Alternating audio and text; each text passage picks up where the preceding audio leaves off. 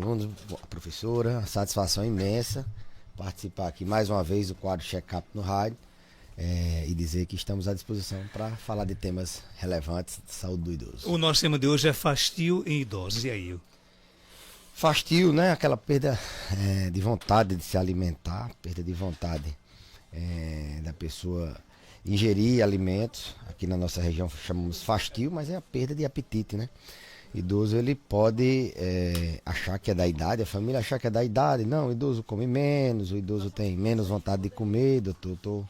Então assim, mas é porque toda pessoa nessa idade, eles dizem, se alimenta menos. E na verdade a gente sabe que o fastio ele pode representar doenças físicas, ele pode representar doenças emocionais, ele pode ser a ponta do iceberg, ele pode ser a causa de doenças graves, pode ser um sinal de alerta de que alguma coisa não está funcionando bem.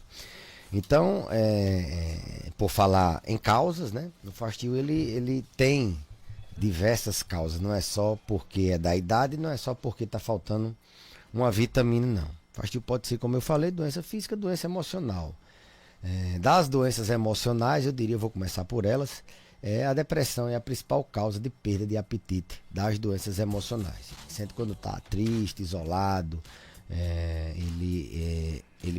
ele tem o diagnóstico de transtorno depressivo. Um dos sintomas mais comuns é a perda de apetite, é o fastio. Então, tem que identificar se esse idoso está querendo se alimentar mais sozinho, se ele não está, ele está mais calado, ele não está mais com vontade de fazer o que ele gostava de fazer antes. Isso pode ser sim a causa da perda de apetite, consequentemente muitas vezes da perda de peso. Então, doenças emocionais, o grande exemplo é a depressão no idoso, que a gente sabe que ela se manifesta de maneira muitas vezes silenciosa, sem sintomas de choro, sem sintomas de choro, de melancolia, se manifesta com a perda de apetite, se manifesta com uma irritabilidade, com isolamento social. Então, uma das causas de perda de apetite é o fastio. E as famílias precisam identificar se esse paciente se essa pessoa idosa está comendo menos, se ela está recusando alimentos, se a quantidade, o volume de alimentos que ela fazia é menor, se ela não está querendo mais vir para a mesa na hora da refeição, está querendo se alimentar sozinha. Então, doenças emocionais sim pode ser uma das grandes causas de perda de apetite. A gente,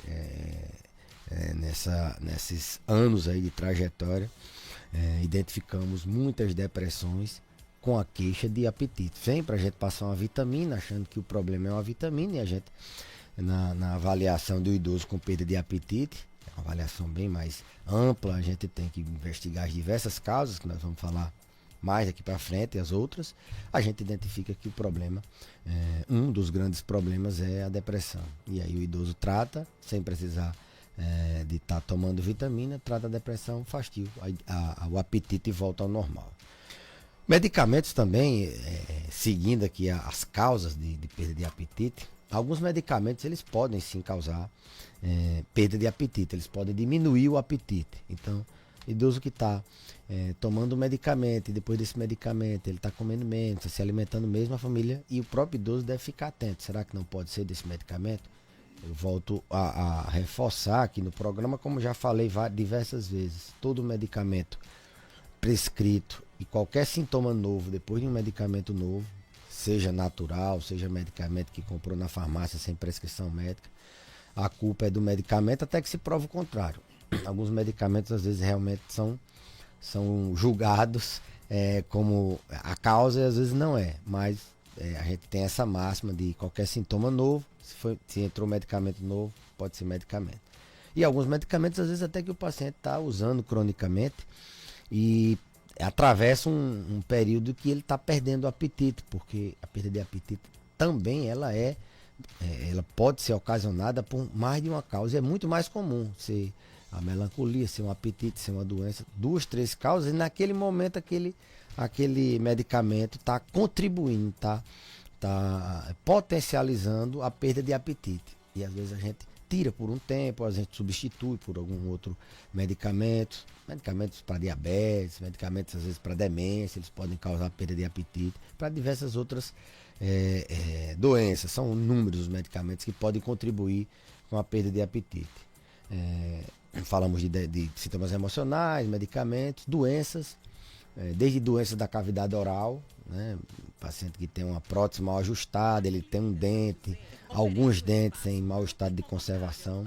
A saúde bucal, a família deve estar sempre atenta, porque é uma das causas de perda de apetite. Quantos idosos a gente não já viu, ou alguém conhece, que tem aquele dente em estado de mau estado de conservação, toda a vida que ele vai se alimentar, ele sente dor e ele começa a comer menos naturalmente, começa a se alimentar numa menor quantidade, porque o dente dele dói. Aqueles que se engasgam, né? A disfagia é uma causa importante de perda de apetite. Aqueles pacientes que quando vão se alimentar ou vão ingerir algum líquido, eles tossem, se engasgam, a pessoa não quer mais se alimentar por causa disso. Doenças no aparelho digestivo, refluxo, doença como gastrite, úlcera, as doenças dispépticas, que assim a gente chama, doenças no estômago, elas causam muita perda de apetite. Toda vida que você vai comer, você sente dor no estômago, ou você sente empachamento, você fica com a sensação que a comida está voltando, você naturalmente tende a comer menos. Doenças em outras áreas, por exemplo, doença na tireoide pode causar alterações no apetite, a própria demência pode causar alterações no apetite. Eu falei que a depressão causa alterações no apetite. Então, inúmeras câncer causa alterações no apetite, o indivíduo pode estar em estágio de subnutrição. Então, as causas para perda de apetite, elas são inúmeras e fastio não é só achar que é tomar uma vitamina. A família deve estar atenta e deve procurar ajuda assim que identificar, porque pra você ter ideia, Marcos, subnutrição, ela tem um instrumento que a gente avalia, né, a mini avaliação nutricional, e as estatísticas apontam que quando esse instrumento é aplicado, a gente consegue identificar que os idosos, em 40% a 50%, quase metade deles, estão em subnutrição. 40% a 50% da população em geral idosa, elas têm algum grau de subnutrição. E subnutrição, desnutrição, é um fator importante para complicações. Altera as defesas do indivíduo, ele tem mais infecções. A pessoa que não está se alimentando bem, ela fica mais vulnerável a ter infecções, a imunidade baixa. Altera a mobilidade, o paciente fica fraco, fica com risco de quedas, aumenta o risco dele cair, ele sente fraqueza, ele atrapalha o funcionamento até dos próprios medicamentos, das doenças que ele toma. Então, nutrição é uma coisa fundamental. Ela é perigosa, a subnutrição. O fastio, ele pode ser perigoso, porque ele pode fazer um indivíduo idoso a ter uma infecção, facilitar uma infecção, ou mesmo induzir uma queda, ou fazer com que esse paciente fique fraco, desmotivado e assim por diante. Doutor Belísio, envelhecer de forma natural já reduz essa questão de interesse pela alimentação ou não? Boa pergunta. O envelhecimento, assim, as pessoas acreditam muito que tudo é da idade, né? Não, tá comendo pouco porque é da idade, ele tem menos apetite. Não, não é. Quando a gente envelhece, a gente tem algumas alterações que podem facilitar a perda de apetite. Quando a gente envelhece, por exemplo, a gente tem uma alteração no paladar, a gente tem alteração nas papilas gustativas, então os sabores, eles são a sensação, essa sensibilidade dos sabores, eles são alterados. Você, consequentemente, isso pode favorecer uma perda de apetite. Você não sente mais o mesmo gosto que você sentia antes. Você tem alterações no olfato, você pode ter uma perda do sentido olfativo, você sentir menos o cheiro. E a gente sabe que sentir o cheiro de uma comida favorece você ter a fome. Então, quando você tem menos olfato, você tem menos fome.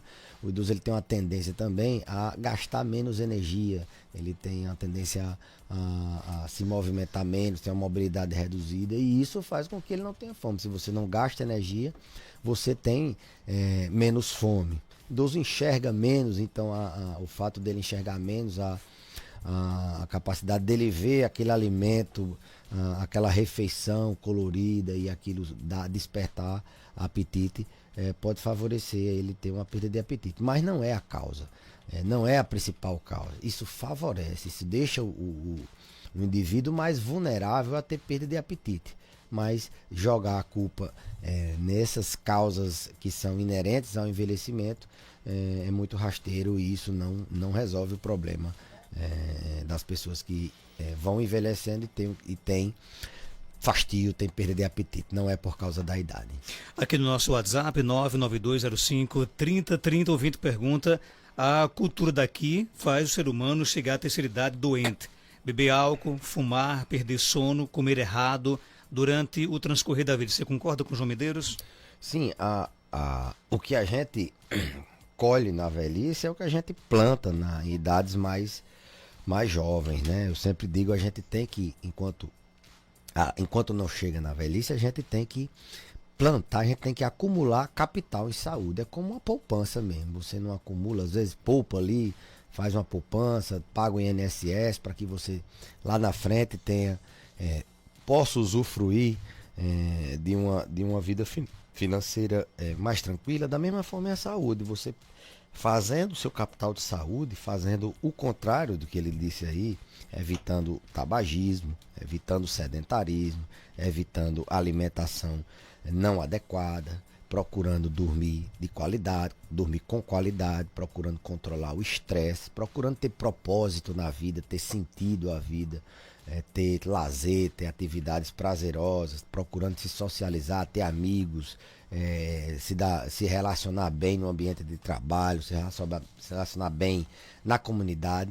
Isso faz com que você acumule capital em saúde e isso faz com que você tenha um envelhecimento saudável, para que você possa viver muito, você tenha longevidade e com saúde. Não adianta também viver muito, viver doente. Então, tudo isso que ele falou é a pura verdade, que a gente os maus hábitos, ele talvez tenha dito a nossa cultura, mas os maus hábitos, eles podem levar a um envelhecimento patológico. A pessoa que sofra muito com doenças crônico-degenerativas que são adquiridas por maus hábitos, ou aquelas que já têm uma predisposição genética e ela não buscou, enquanto jovem, ter uma vida saudável, ela vai ser naturalmente, vai ter um risco maior de ter uma velhice patológica, viver com muitas doenças durante a fase da terceira idade. Tem ouvindo conosco, bom dia. Bom dia, doutor Belise, bom dia, Marcos Dantas. Doutor Belise, eu tenho 55 anos e eu vejo que eu perdi interesse por alguns alimentos. Isso é normal da idade ou não? É normal? Bom, é normal até a segunda página, né? Quando a gente envelhece, a gente tem alteração do paladar e alguns sabores, por exemplo, o salgado, o doce, ele tem algumas alterações. O idoso ele tem mais avidez por alimentos doces, massas, por carboidratos. Ele não consegue mais distinguir tanto o que está mais salgado, o que está menos salgado. Então ele tende a querer mais uma ingestão maior de sal, de alimentos com a quantidade de sódio elevada. Mas não é a regra, principalmente com 55 anos, perder o interesse por alguns alimentos, né? Não é uma regra. As mulheres nessa transição da menopausal, nessa transição dos 50 para os 60 anos, que é um marco do envelhecimento feminino, nessa fase que elas percebem que realmente estão na metade da vida, que as alterações hormonais elas aparecem e elas têm consequências disso. Elas podem sim ter alterações no apetite, podem sim ter, mas em virtude da questão hormonal. Não que nessa idade seja normal ter preferência por alguns alimentos e perder o interesse por outros. Isso pode até ser consequência de alguma doença, como por exemplo a síndrome metabólica, uma resistência insulínica, alguma doença metabólica que pode estar alterando, além da alteração hormonal. Então a resposta é provavelmente não. Ela está perdendo interesse por alguns alimentos, teria que detalhar melhor esses alimentos. Os idosos eles têm um interesse menor por proteína. Mas idosos a gente considera a partir de 60 anos, né? Então, principalmente a partir dos 70 anos, eles têm uma lentificação da digestão, eles têm mais dificuldade de digerir alguns alimentos, principalmente as proteínas. Então, ele fica mais cheio, então ele tem menos fome de proteína. E ele precisa se alimentar numa quantidade até maior do que o adulto jovem, e isso dificulta. Então, é normal ter perda de interesse pelas proteínas, que é a carne, o ovo, o frango, o leite, o queijo. São proteínas que são exemplos de proteínas que podem, com a idade, o indivíduo ter menos interesse. Tem mais ouvindo conosco no nosso WhatsApp, 99205-3030. Bom dia. Bom dia, doutor Belise. Bom dia, Marcos Dantas. Isso aqui já foi, colocar agora aqui, que chegou agora aqui no nosso WhatsApp. Bom dia, Marcos Dantas. Bom dia, doutor Belísio. Doutor Belísio, na minha família, minha mãe teve, com ela são 7 irmãos. E dos 7 irmãos, 2 já foram acometidos de Alzheimer. Né, o irmão dela chegou até a falecer com 55 anos de idade, de Alzheimer. E a irmã dela, mais velha, que hoje está com 78 anos, se eu não me engano, também vive praticamente vegetando em cima de uma cama, vinculada ao Alzheimer. Qual o índice dos outros irmãos ter o mesmo problema? Existe a chance? Tem a chance? Tem sim. A incidência é bem maior em famílias que têm uma herança, que tem alguém com Alzheimer na família, principalmente os parentes de primeiro grau. Isso não quer dizer que essas pessoas vão ter a doença de Alzheimer. E outra, as pessoas que são dessa família, elas podem mudar o curso, elas podem diminuir esse risco em 50%. Eu falei semana passada sobre Alzheimer e falei exatamente sobre isso. É uma doença que você pode diminuir o risco em 50%. Você eliminando os 14 fatores de risco, você fazendo aquilo que previne Alzheimer efetivamente, você consegue diminuir esse risco. Se você tem um risco 50% menos, você é uma chance excelente para que você não tenha essa doença. E além desses 50% que você vai fazer com que isso aconteça, você pode não necessariamente, por mais que você tenha genética, você pode não ter a doença. Então, por mais que você não faça esses 50%. Então, assim, não é certeza de que todo mundo na família vai ter Alzheimer, não. E outra coisa que tem que se verificar é se essas pessoas tiveram a demência na doença de Alzheimer em fases avançadas, em pacientes com 80, 90 anos. Às vezes não é tão, não tem assim uma relevância de hereditariedade tão importante quando pessoas não tiveram com 70, com 60, eram mais jovens. Isso é um risco maior. Então, será que essas pessoas que tiveram, elas já eram muito idosas? Então, isso é relevante. Mas ele tem que focar, o ouvinte, na questão de como é que eu faço para evitar. Não, eu tenho uma chance maior. Só saber que tem isso já é fato. Você tem uma chance maior de ter, porque na sua família tem parentes de primeiro grau que tem Alzheimer. Então, você tem 50% de chance de evitar isso. Como é que eu vou fazer? Eu vou tirar aqueles 14 fatores de risco, vou corrigir minha visão, vou tratar minha audição, vou estimular minha mente, ter estimulação, aprendizados novos, vou me socializar bem, vou me alimentar bem, vou procurar dormir bem, vou controlar meu estresse. Se eu tiver alguma doença, eu vou tentar controlar. Se eu for hipertenso, vou controlar. Se eu for diabético, vou controlar. Vou tentar, se eu tiver... se eu não conseguir controlar meu estresse, meu lado emocional, eu vou tratar. E você de um em um fator desse, controlar minhas taxas, meu LDL. Então, se de um em um controlando esses fatores de risco, você consegue diminuir esse risco em 50%. Esse é o foco. Não é ficar esperando, não, todo mundo tem na família, a chance de eu ter, qual será a minha chance, a chance de eu ter é grande e ficar de mão atada, não. Tem que buscar diminuir, porque isso é evitável. O fenômeno epigenético, você mudando as estratégias, mudando o seu estilo de vida, fazendo isso que eu estou dizendo, você modifica o seu chance, modifica a sua herança, o seu gene, e você diminui o risco de ter a doença de Alzheimer. O fastio pode levar à desnutrição? Sim, a fastio a gente perde peso, perde Massa muscular também? massa muscular, perde mas em geral, perde peso, perde massa muscular e isso é desnutrição, né? Como eu falei, 40 a 50% dos indivíduos rastreados pelo instrumento chamado mini avaliação nutricional, para ser pessoas idosas, elas têm de 40 a 50% elas têm algum grau de subnutrição. Então, pode o fastio levar sim a subnutrição, porque o indivíduo não se alimenta e ele tende a perder peso, tende a perder massa muscular, ele tende a ter mais vulnerabilidade imunológica, ou seja, as defesas, ele fica mais vulnerável a infecções, ele fica mais fraco, ele cai mais, as consequências da perda de massa muscular, como quedas, como fraqueza, são aplicadas para esse paciente, são assim, consequências da desnutrição, da perda de apetite.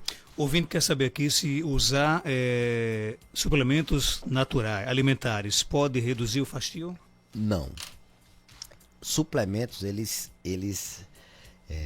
restituem, eles fazem com que aquilo que o fastio fez o indivíduo não se alimentar seja reposto. Então o suplemento ele repõe, ou ele suplementa aquele indivíduo que não consegue ingerir uma determinada quantidade de proteína, de calorias no dia, ele repõe. Então ele é uma forma de suplementar, de repor. Ele não trata a causa. A causa da perda de apetite, ela deve ser investigada. Eu dei vários exemplos. Será que não é um medicamento e às vezes até suplemento, quando dado inadvertidamente, em horários errados? Por exemplo, vamos supor, você toma um shake com whey, com proteína no lanche da manhã. Esse paciente idoso, ele demora a digerir a proteína, ele fica cheio, ele fica saciado, ele não consegue almoçar. Então a perda de apetite dele é por causa de um suplemento em horário inadequado. A gente geralmente recomenda na ceia à noite. Então o suplemento ele não trata, ele repõe aquilo que o indivíduo deixa de se alimentar. O que trata é a causa base, você buscar as causas dessa perda de apetite, a doença que está causando.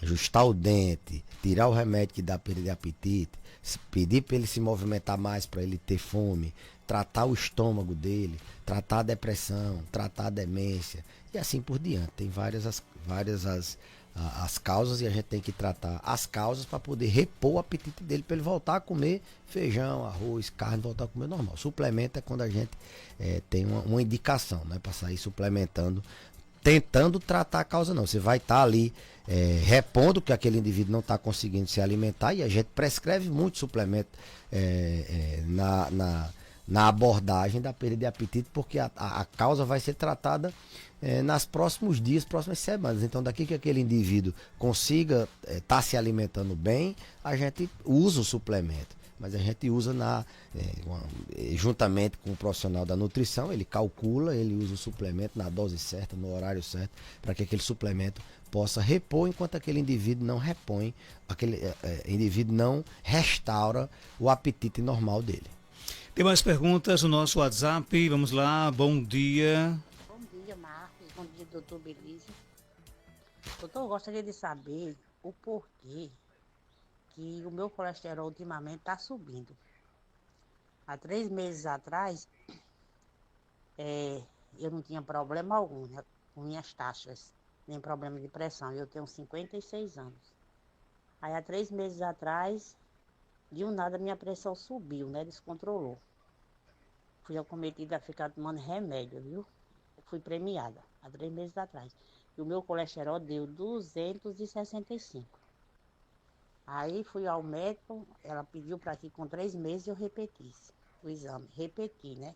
Faço exercício, faço caminhada todos os dias. Repeti os exames novamente e dessa vez deu 275. Resumindo, em vez de baixar, foi aumentar. E a minha comida é controlada, eu não como muita massa. Não sou de comer muito. E doutor Belise? Olha, colesterol é uma taxa que ela tem um fator genético muito maior do que mesmo uma alimentação, muito maior do que o que você ingere na comida. Acredita que apenas 30% você consegue ajustar na alimentação. Ou seja, você fazendo uma dieta adequada, você só controla ali 30%. Na maioria das vezes, as pessoas que têm essa persistência, mesmo após mudar estilo de vida, se alimentar bem, fazer atividade física, tem essa persistência em níveis elevados de colesterol, essas pessoas é porque elas têm uma herança genética de ter colesterol alto. E nesses casos, o paciente tem que tomar medicamento para baixar o colesterol. Quantas pessoas magrinhas, que não se alimentam bem, têm fastio e têm colesterol alto? Isso não é uma coisa... Não, eu faço uma alimentação saudável e eu não posso... é impossível de eu ter o colesterol alto. Não, você tem uma alimentação saudável, você tem uma tendência a ter em 30% menos... Aliás, você tem uma tendência a ter taxas controladas. Agora, quando você tem um colesterol alto, a dieta ela vai contribuir em 30%. 70% muitas vezes não depende da dieta, depende de tomar medicamento mesmo. Então, não mantenha fazendo a caminhada, se alimentando bem, mas provavelmente é porque você tem histórico familiar, você tem, como ela disse, foi premiada a ter uma genética favorável à hiperlipidemia, o acúmulo de gordura na corrente sanguínea, o colesterol alto, e às vezes é necessário tomar medicamento, porque essa gordura que está no sangue, ela vai se depositando nos vasos, no próprio sangue, ela vai tendendo a fazer a obstrução das artérias. Quando obstrui, oclui, entope uma no coração, infarto. Quando entope uma no cérebro, AVC, e assim por diante. Acúmulo de gordura na circulação, acúmulo de colesterol, de placas, principalmente do colesterol ruim, elas criam uma doença chamada aterosclerose, e isso é a principal causa de morte cardiovascular, cerebrovascular, da AVC, da infarto. Então, controla as taxas, mantém a alimentação saudável, porque talvez a dose do remédio que você precise seja menor.